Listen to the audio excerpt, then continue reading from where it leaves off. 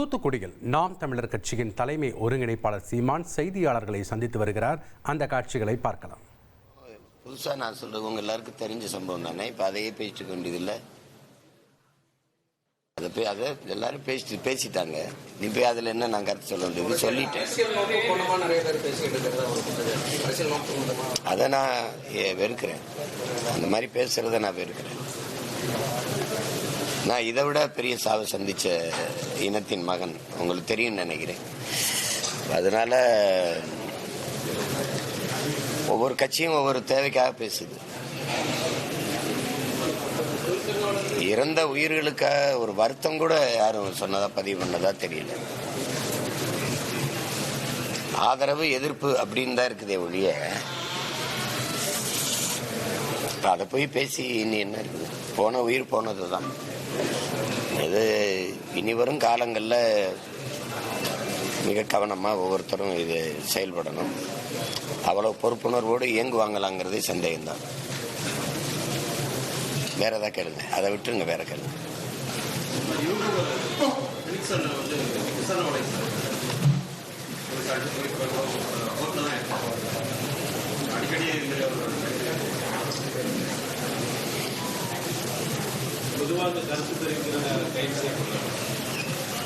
அதான் அது நாங்களே எங்க பிள்ளைகளே நிறைய அது கருத்து தெரிவிச்சு அதுக்காக வழக்கு வாங்கி குண்டாசு வரைக்கும் போயிருக்கோம்.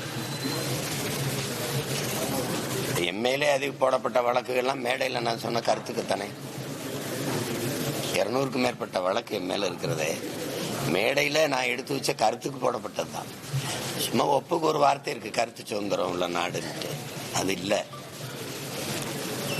ஒரு கருத்து, அந்த கருத்துக்கு ஒரு எதிர்கருத்தை வச்சு தான் எதிர்கொள்ளணுமே ஒழிய வழக்கு சிறை அப்படின்னு அடக்குமுறை வச்சு அது ஒடுக்குவது சரியான ஜனநாயகமா இருக்காது.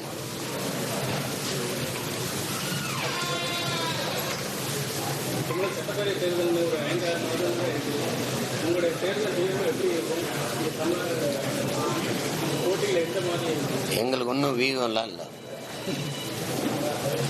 மக்களுக்காக மக்களோடு நிற்போம். நாங்கள் போட்டிடுவோம். 234லையும் போட்டிடுவோம். எல்லா தொகுதியிலையும் போட்டிடுவோம். எங்களுடைய சின்னத்தையும் எங்களுடைய எண்ணத்தையும் கொண்டு போய் எங்கள் மக்கள்கிட்ட சேர்ப்போம். எது சரியா இருக்கோ அதை மக்கள் ஏற்றுக்கொள்ளட்டும். அவ்வளோதானே.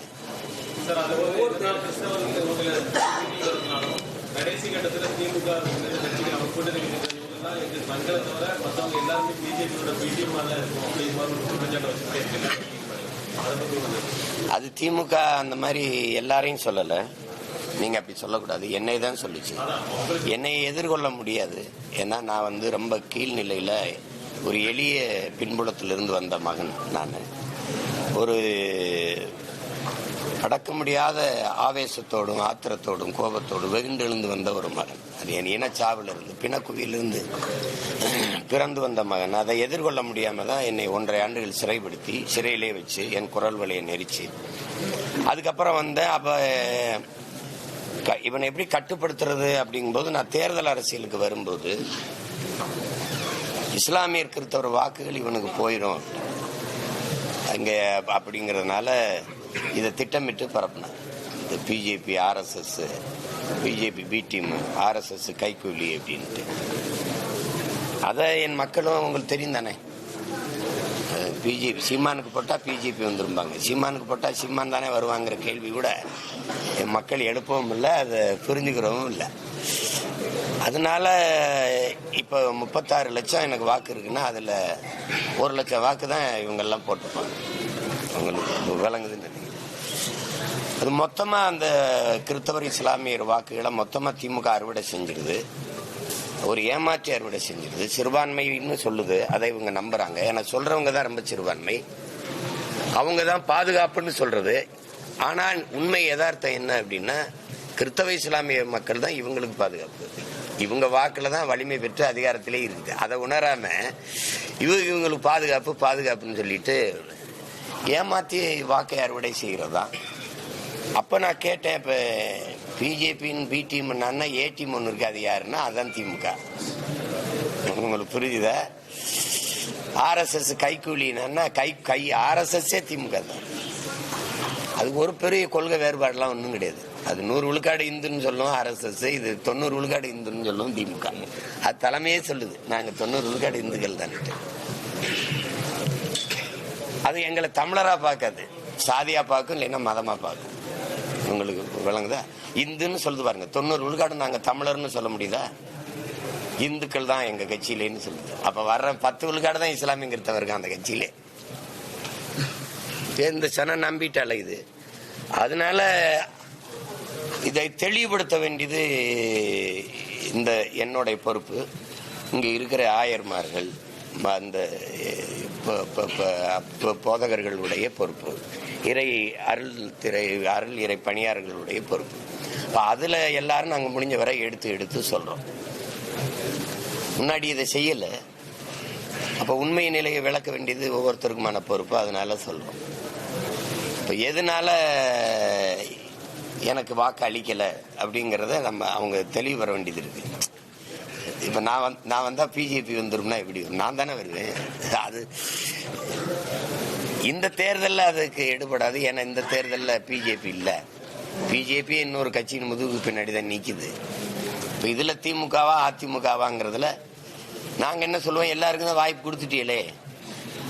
ஐயா ஸ்டாலின் ஆட்சியிலையும் வாழ்ந்துட்டீங்க, ஐயா எடப்பாடி ஆட்சியிலையும் வாழ்ந்துட்டீங்க. இந்த 2 கட்சிக்கு மாறி மாறி 60 ஆண்டுகள் வாய்ப்பு கொடுத்துட்டீங்க. ஒரு 5 ஆண்டு உங்க மகனுக்கு கொடுத்து பாருங்களேன் அப்படிங்கறத தான் நாங்க கேட்போம். நான் சொல்றது எதையாவது அவங்க சொல்லியிருக்காங்களா? நான் செய்வேன்னு சொல்றதை ஏதாவது செஞ்சிருக்காங்களா? நான் என்ன சொல்றேங்கிறத கவனிங்க. என் நிறத்தை பார்க்காத, என் கருத்தை பாரு. என் சாதி என்னன்னு பார்க்காத, நான் சாதிக்க துடிக்கிற என்னுடைய நோக்கத்தை பாரு. மதத்தை பார்க்காத, அதை தாண்டி நாங்க வைக்கிற மானுடத்தை பாரு.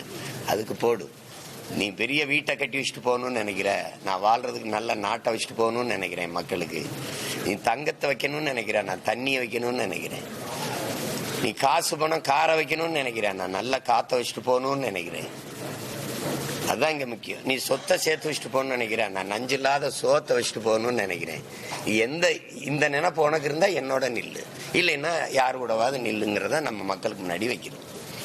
அதனால அது இந்த தேர்தலில் நீங்க நினைக்கிற மாதிரி அவங்க அவ்வளவு எளிதா இஸ்லாமிய மக்கள், கிறிஸ்தவ மக்களின் வாக்கை எடுத்துக்கிட்டு போறது சாத்தியம் இல்லை.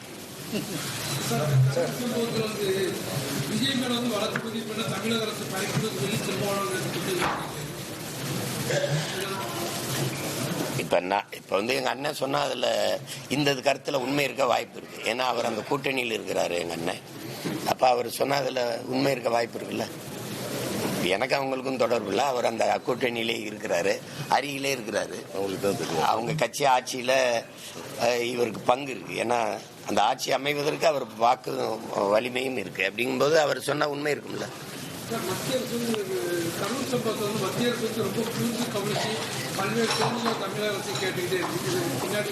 இப்பதான் அதுக்கு கண்ணு தெரியுது, அதனால கூர்ந்து கவனிக்கும். முன்னாடி லாங் சைடு தூரப்பார்வை இருந்துச்சு, அதனால தூத்துக்குடிலாம் அதுக்கு தெரியல. கரூர் மட்டும் கண்ணுக்கு தெரியுது. இதெல்லாம் ஒரு கேள்வின்னு கேட்குறீங்க. இதே மாதிரி தானே செத்தோம் நாங்க. நான் எழுப்புற கேள்விதான் நீங்க பதில் சொல்லணும். இது ஒரு நடிகரை பார்க்க வந்த ஒரு கூட்டம் நெரிசல்ல சிக்கி செத்துருச்சு. ஆனா தூத்துக்குடி போராட்டம் எப்படி? ஸ்டெர்லைட் ஆல, அதனால என்னுடைய நிலம் நஞ்சாகுது, நீர் நஞ்சாகுது, எங்களுடைய வாழ்வாதாரம் கெடுது, இங்க வாழ முடியல, அதனால நுரையீரல் தொற்று, புற்று இதெல்லாம் வருது, இந்த ஆலையை அப்புறப்படுத்துங்க, மூடுங்கன்னு நாங்க போராடுறோம். அந்த